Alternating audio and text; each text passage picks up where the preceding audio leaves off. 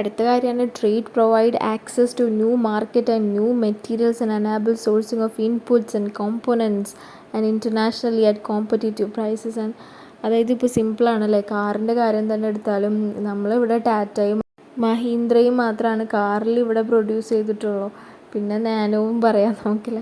അപ്പോൾ അങ്ങനെ ചെറുകിട പക്ഷേ ബാക്കിയുള്ള എല്ലാ കാറുകളും പുറത്തുനിന്ന് ഇമ്പോർട്ടഡ് ആണ് ശരിക്കും പറഞ്ഞാൽ. ഈ ടൊയോട്ട ആയാലും മഹീന്ദ്ര ആയാലും അതൊക്കെ ജപ്പാൻ കമ്പനീസാണ്. അപ്പോൾ അങ്ങനെ അടിപൊളി കാർസ് നമുക്ക് ഉപയോഗിക്കാൻ പറ്റുന്നതിൻ്റെയൊക്കെ കാരണം ഇപ്പോൾ ഫെറാറി ആയാലും BMW ആയാലും അങ്ങനെ ഫോർച്യൂണർ ആയാലും അങ്ങനെ പല കാർസും നമുക്ക് കിട്ടിയതിൻ്റെ കാരണം ഇൻ്റർനാഷണൽ ട്രേഡ് വഴിയാണ്.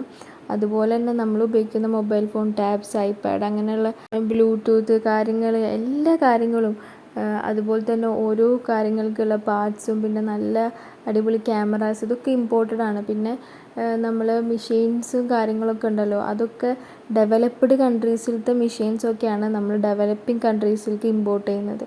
അപ്പം അങ്ങനെ ചെയ്യുമ്പോൾ ഡെവലപ്പിംഗ് കൺട്രീസിലും നല്ല പ്രൊഡക്റ്റീവ് എഫിഷ്യൻസി കൂടും. അങ്ങനെയൊക്കെ അതാണ് ഇവിടെ IT ഫീൽഡിൽ സംഭവിച്ചത്. അതാണ് ഇപ്പം നല്ല പ്രോഡക്ട്സ് ഒക്കെ ഉൽപ്പാദിക്കപ്പെടും നമ്മുടെ രാജ്യത്ത്.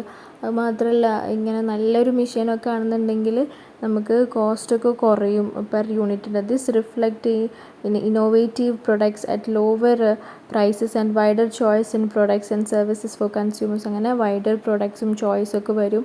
It also enables nations to acquire foreign exchange reserves necessarily for imports which are crucial for sustaining their economy. അപ്പം നമ്മൾ ഇമ്പോർട്ട് ചെയ്യുന്ന സമയത്ത് നമ്മൾ പർച്ചേസ് ചെയ്തു എന്നാണല്ലേ അർത്ഥം മറ്റുള്ള കൺട്രിയിൽ നിന്ന്.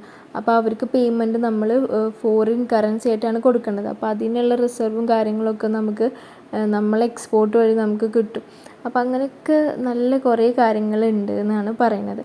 ഈ നെക്സ്റ്റ് പോയിൻ്റാണ് international trade necessitate increased use of automation supports technological change, stimulates innovations and facilitates greater investments in research and development and productivity improvement in the economy. കറക്റ്റാണത്. ഇപ്പം ഇന്ത്യയുടെ കാര്യമൊക്കെ പറഞ്ഞാൽ 40% ഇന്ത്യയിലത്തെ ആളുകളും അഗ്രികൾച്ചറൽ പ്രൈമറി സെക്ടറിലാണ് എംപ്ലോയിഡ് ആയിട്ടുള്ളത്. പക്ഷേ അവിടുത്തെ GDP ഗ്രോത്ത് എന്ന് പറഞ്ഞാൽ അവിടുത്തെ പ്രൊഡക്ടിവിറ്റി എന്ന് പറഞ്ഞാൽ വെറും 18% മാത്രമേ അതിൽ നിന്ന് ആ ഒരു സെക്ടറിൽ നിന്ന് കോൺട്രിബ്യൂഷൻ വരുന്നുള്ളൂ. നേരെ മറിച്ച് വേറെ ഏതെങ്കിലും ഒരു കൺട്രിയിലായിരുന്നെന്നുണ്ടെങ്കിൽ യൂറോപ്യൻ കൺട്രീസിലൊക്കെ ആണെന്നുണ്ടെങ്കിൽ അവർ ടെക്നോളജിയും മെഷീൻസും ഒക്കെ ഉപയോഗിച്ചിട്ട് തന്നെ ഗ്രേറ്റർ പ്രൊഡക്ടിവിറ്റി ഉണ്ടാക്കാനായിട്ട് ശ്രമിക്കുന്നു. അപ്പോൾ അങ്ങനത്തെ ടെക്നോളജി മെഷീൻസൊക്കെ നമ്മുടെ രാജ്യത്തേക്ക് വന്നു കഴിഞ്ഞാൽ അതൊരു വലിയൊരു ബെനിഫിറ്റാണ് നമുക്ക് വരുത്തുന്നത് എന്നുള്ളതാണ്. അപ്പോൾ നെക്സ്റ്റ് കാര്യം പറയുകയാണെങ്കിൽ trade also provides greater stimulus to innovative services in banking, insurance, logistics, consultancy services. അത് നമ്മൾ ഇവിടെ നിന്ന് ചിന്തിക്കാം, ഇന്ത്യക്കാരാണ് ഏറ്റവും നല്ല IT സർവീസ് പുറത്തുള്ള രാജ്യങ്ങൾക്ക് കൊടുക്കുന്നത്. ബാങ്കിങ്ങിലായാലും ഇൻഷുറൻസിലായാലും ലോജിസ്റ്റിക്സിലായാലും എല്ലാ കാര്യങ്ങളും. ഞാൻ പറഞ്ഞല്ലോ ലോകത്തിലെ ഏറ്റവും വലിയ IT കമ്പനിയാണ് TCS എന്ന് പറഞ്ഞല്ലോ, അതായത് ഇന്ത്യയിലത്തെ കമ്പനിയാണ് TCS. അപ്പോൾ TCS സെറ്റ് ചെയ്ത് കൊടുത്തിരിക്കുന്ന കോർ ബാങ്കിങ് സിസ്റ്റമാണ് എല്ലാ ബാങ്കുകളിലും ഉള്ളത്. അതുകൊണ്ടാണ് കോഴിക്കോടത്തെ ഈ SBI ബ്രാഞ്ചിൻ്റെ ബാങ്കിലാവും നമുക്ക് അക്കൗണ്ട് ഉണ്ടാവും. പക്ഷേ വേറെ ഏതെങ്കിലും ഒരു രാജ്യത്ത് പോയിട്ട് നമ്മൾ വേറെ ഏതെങ്കിലും ഒരു സ്റ്റേറ്റിൽ പോയിട്ട് നമ്മൾ നമ്മുടെ ബാങ്കിൻ്റെ അക്കൗണ്ട് നമ്പറൊക്കെ കൊടുത്തു കഴിഞ്ഞാൽ അവിടെ നമ്മുടെ അക്കൗണ്ട് ഡീറ്റെയിൽസും കാര്യങ്ങളൊക്കെ വരുന്നതിൻ്റെ കാരണം നമ്മുടെ ഈ TCS സെറ്റ് ചെയ്ത് കൊടുത്തിട്ടുള്ള ബാങ്കിൻ്റെ ഇൻഫ്രാസ്ട്രക്ചർ അങ്ങനെയാണ്. അപ്പോൾ അത് ഇൻ്റർനാഷണൽ ലെവൽ വരെ ഈ ബാങ്കിങ്ങിൽ ഇൻഫ്രാസ്ട്രക്ചർ സെറ്റ് ചെയ്ത് കൊടുക്കുന്നത് ആരാണെന്നറിയോ? ഈ TCS ആണ്. സോ അങ്ങനത്തെ ഒക്കെ കുറേ ബെനിഫിറ്റ്സും ഇന്ത്യയിലത്തെ IT കമ്പനികൾ കാരണം വലിയൊരു കോൺട്രിബ്യൂഷൻ ഉണ്ടായിട്ടുണ്ട് എന്നുള്ളതാണ്. പറഞ്ഞ പോലെ TCS ഇന്ത്യയിൽ മാത്രമല്ല ഗ്ലോബൽ ലെവലും ഇൻ്റർനാഷണൽ ലെവലിലും അവരുടെ സർവീസ് കൊടുക്കുന്നുണ്ട്.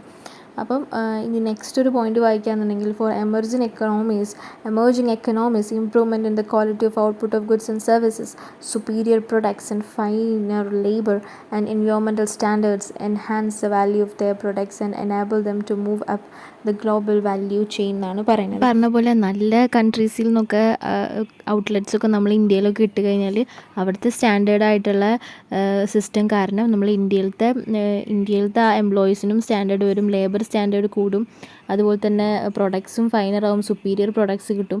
അപ്പോൾ അങ്ങനെയൊക്കെ എമർജിങ് എക്കണോമീസ് ലൈക്ക് ഇന്ത്യക്കൊക്കെ വലിയ നല്ല കാര്യമാണ്. ഈ പറഞ്ഞ പോലെ വലിയ വലിയ കമ്പനീസൊക്കെ നമ്മളിൽ ഇൻവെസ്റ്റ് ചെയ്താലും അതിനെ തന്നെയാണല്ലോ ഇൻ്റർനാഷണൽ ട്രേഡ് എന്നൊക്കെ പറയുന്നത്. നമുക്ക് നല്ലൊരു പ്രൊഡക്ട്സൊക്കെ നമുക്ക് ഉണ്ടാക്കാൻ സാധിക്കുന്നുണ്ട് എന്നുള്ളതാണ്. പിന്നെ opening up of new market result in broadening the productive base and facilitate export diversification so that new production possibilities R opened up എന്നാണ് പറയുന്നത്.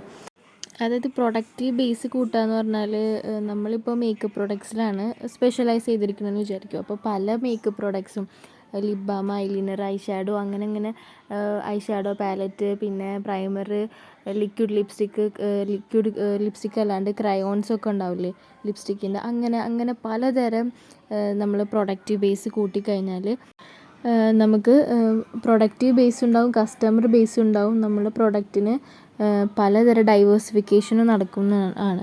അപ്പം അങ്ങനെയൊക്കെയാണ് ഇൻ്റർനാഷണൽ ട്രേഡിൽ നമുക്ക് അങ്ങനെ കസ്റ്റമർ ബേസ് കൂട്ടാൻ പറ്റും. ഈവൻ എക്സ്പെൻസീവ് സംഭവങ്ങളായാൽ പോലും 1% ആൾക്കാർ എല്ലാ രാജ്യത്തും പ്രീമിയം ക്വാളിറ്റിയുള്ള ഐറ്റംസ് യൂസ് ചെയ്യുന്നവരുണ്ടാവുമല്ലോ. അപ്പം അവർക്ക് വേണ്ടിയിട്ട് ഇത് പ്രൊഡ്യൂസ് ചെയ്യാൻ പറ്റും എന്നുള്ളതാണ്. എത്ര ഡൈവേഴ്സിഫിക്കേഷൻ ആയിട്ടുള്ള പ്രൊഡക്ട്സ് ആയാലും പ്രീമിയത്തിന് വേണ്ടിയിട്ടാണ് ആൾക്കാർ, ഇപ്പോൾ പ്രീമിയം ക്വാളിറ്റി ഐറ്റംസ് കിട്ടാൻ ആൾക്കാർക്ക് ഇൻട്രസ്റ്റ് ഉണ്ടാവും. സോ അപ്പോൾ അവരത് വാങ്ങും എന്നുള്ളതാണ്. ഈവൻ നമ്മൾ ഡൊമസ്റ്റിക്കലി കുറച്ച് പേര് അവിടെ ഉണ്ടാവുള്ളൂ അങ്ങനത്തെ ഒരു കസ്റ്റമേഴ്സും, എക്സ്പെൻസീവ് ഐറ്റംസ് വാങ്ങുന്നവർ. പക്ഷേ പുറത്തുനിന്നുള്ള ഓർഡേഴ്സും കിട്ടുമ്പോൾ നമുക്ക് അത്യാവശ്യം നല്ലൊരു ഓർഡേഴ്സും കിട്ടും, അങ്ങനെ പ്രൊഡക്ഷൻ കൂട്ടാനും പറ്റും. അപ്പോൾ ഇൻ്റർനാഷണൽ ട്രേഡ് അങ്ങനെയൊക്കെ നമ്മളെ ഹെൽപ്പ് ചെയ്യുന്നുണ്ട്. പിന്നെ trade can also contribute to human resource development by facilitating fundamental and applied research and exchange of know how and best practices between trade partners. അപ്പം ഹ്യൂമൻ റിസോഴ്സിൻ്റെ ഡെവലപ്മെൻറ്റിനും ഇത് സഹായിക്കും. അതായത് ഇങ്ങനെ ഇൻ്റർനാഷണൽ ട്രേഡ് ചെയ്യുമ്പോഴാണ് ഇതൊക്കെ എങ്ങനെയാണ് ചെയ്യേണ്ടത്, എന്താണ് അതിൻ്റെ വിധം, നോ ഹൗ, എങ്ങനെ നമ്മൾ അത് ചെയ്തല്ലേ നമ്മൾ പഠിക്കുന്നത്. അപ്പോൾ ഒരു കാര്യം ലേണിംഗ് ബൈ ഡൂയിങ് ആണല്ലോ. അപ്പോൾ അതിനൊക്കെ സഹായിക്കുന്നത് ഇൻ്റർനാഷണൽ ട്രേഡ് തന്നെയാണ്. പിന്നെ trade strengthens bonds between nations by bringing citizens of different countries together in mutually beneficial exchanges and thus promotes harmony and corporation among the nations. അപ്പം ഇപ്പോൾ റഷ്യയും അമേരിക്കയും ഭയങ്കര ശത്രുക്കളല്ലേ, പക്ഷേ ഇന്ത്യ റഷ്യയുമായിട്ടും കൂട്ടുകാരാണ്, അതുപോലെ തന്നെ ഇന്ത്യ അമേരിക്കയായിട്ടും കൂട്ടുകാരാണ്.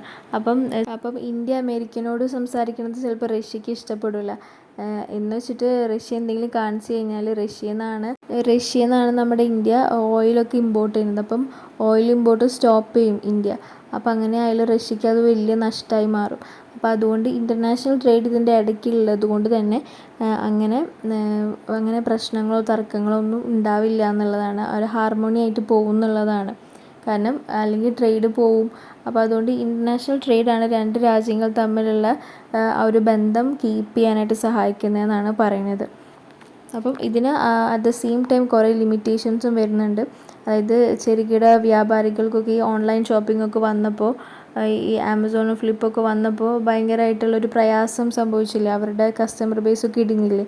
അതുപോലെ തന്നെ ഈ വലിയ വലിയ കോർപ്പറേഷൻസൊക്കെ വരുന്ന സമയത്ത് അവർ നമ്മുടെ പ്രകൃതിക്ക് ദോഷമായിട്ടുള്ള കാര്യങ്ങളൊക്കെ ചെയ്യില്ലേ.